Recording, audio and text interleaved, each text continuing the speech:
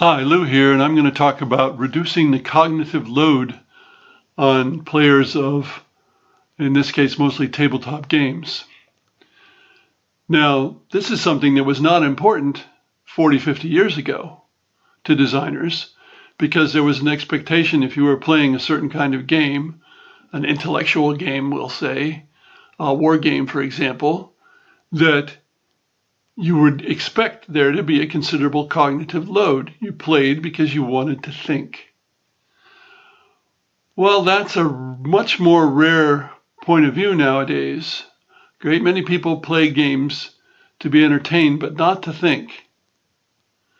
You know, the war gamers want to be entertained too, but they do it a different way. So we need to reduce the cognitive load on players in many cases. Now, there are certain things that are obvious, like making a good, smooth interface. And I've talked about interface in another video. But in general, there are ways to do it in war games. One of the ways to reduce the cognitive load is to reduce the number of units. Or perhaps making sure a player can only play a few of the units at a time, but still the player will have to consider the possibility of all the units. While I was making the notes for this, I realized that dividing a player's forces among several independently playing nations, as in Britannia, actually reduces the cognitive load, because when the player plays a particular nation, he or she only has to worry about that nation and not about all of their assets. Fewer units that can move is another way to reduce the cognitive load. Stratego does that by, at least at the start, having such a crowded field that only a few of the units can move. Now, as the game goes along, the field gets less crowded, but on the other hand, you have fewer units. You could almost say chess starts out that way. Another way is action points. You have only so many points that you can spend to do things, and so most of your assets will not be used in a particular turn. Once again, though, that means that the player has to consider all those possibilities. Another is resource or supply constraints.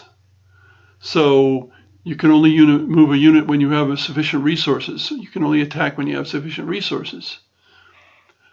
Card-driven games are a way of reducing the cognitive load because you can only do what the cards allow you to do.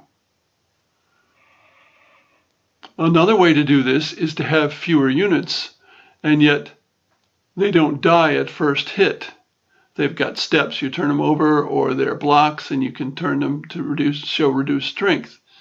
So the player has fewer units to consider, but those units don't disappear quickly. They sort of stay on the board. They stay in play. And that last seems to be the one that I'm considering in some of my more recent games.